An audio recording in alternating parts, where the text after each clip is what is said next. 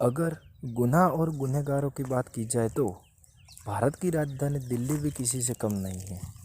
आए दिन महिलाओं पर बढ़ रहे अत्याचारों के बीच दिल्ली से आई खबरों के अनुसार नेपाल की कई लड़कियों को नौकरी का लालच देकर दिल्ली लाया जा रहा है और उन्हें देह व्यापार में धकेला जा रहा है। दिल्ली पुलिस ने नेपाल की कई लड़कियों को रेस्क्यू किया है जिनसे जबरन देह व्यापार कराया जा रहा था। लड़कियों ने बताया है कि उन्हें एक दिन में कई पुरुषों के साथ संबंध बनाने पड़ते थे।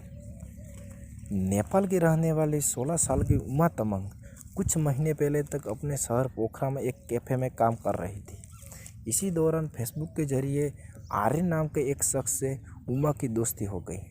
आयुष ने जब ये जाना कि उमा को पैसे की ज़रूरत है तो उसे भारत में अच्छी नौकरी की पेशकश की। आयुष ने उमा से कहा कि वो उसे एक ब्यूटी पार्लर में नौकरी दिलाएगा जिससे उसे हर महीने 30,000 रुपये मिलेंगे। आयुष की बातों में आकर उमा भारत आ गई और देह व्यापार के दलदल में फंस गई। उमा ने बताया कि उन्हें लगा अच्छी नौकरी मिलने से उनके परिवार की स्थिति सुधर जाएगी, इसलिए वो भारत चली आई। काठमांडू पोस्ट से बातचीत में उन्होंने कहा, मैं उत्साहित थी, मेरी आर्थिक स्थिति अच्छी नहीं है और मैं इसी कारण अपनी 10वीं की पढ़ाई भी पूरी नहीं कर पाई थी।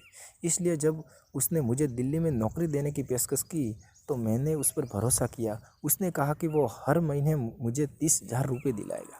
आयुष के बताए अनुसार उमा पोखरा से काठमांडू गई जहां उसकी मुलाकात एक महिला से हुई जो उसे दिल्ली ले जाने वाली थी। उमा ने बताया उसके साथ 2 और लड़कियां थीं। हम सभी को एक साथ दिल्ली के लिए निकलना था। दिल्ली पहुंचने पर उमा को एक फ्लैट में ले जाया गया जहां पहले से ही बहुत सी नेपाली लड़कियां थीं। लड़कियों ने उसे बताया कि उसे ब्यूटी पार्लर में नौकरी के लिए नहीं बल्कि देह व्यापार के लिए दिल्ली लाया गया है। उमा ने बताया, जब मैंने यह सुना तो सबसे पहले मेरे दिमाग में आया कि मैं वहाँ से कैसे भाग जाऊँ, लेकिन मुझे वहाँ से बच निकलने का कोई रास्ता नहीं मिला। उस फ्लैट की मकान मालकिन, जो मुझे लगता है कि एक नेपाली ही थी, उसने लड़कियों को धमकी दी कि अगर हमने उसकी बात को नहीं माना तो इसका नतीजा बुरा होगा। इसके बाद मुझे हर दिन 6 से 10 आदमियों के साथ संबंध बनाना पड़ता था। मेरा जीवन एक बुरे सपने में बदल गया।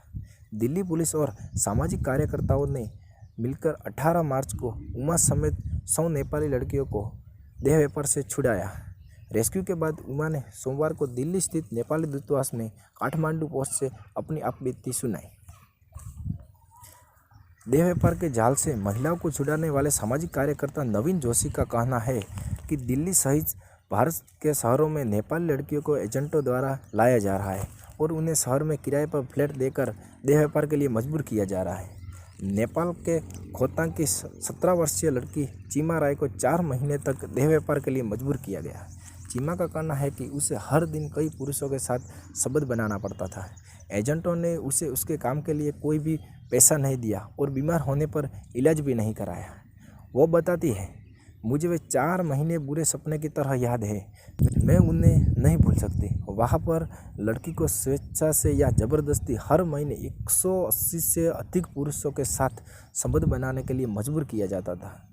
उन्होंने कहा कि वो हमें इस काम के लिए हर महीने लाख रुपए देंगे, लेकिन किसी को एक पैसा नहीं दिया।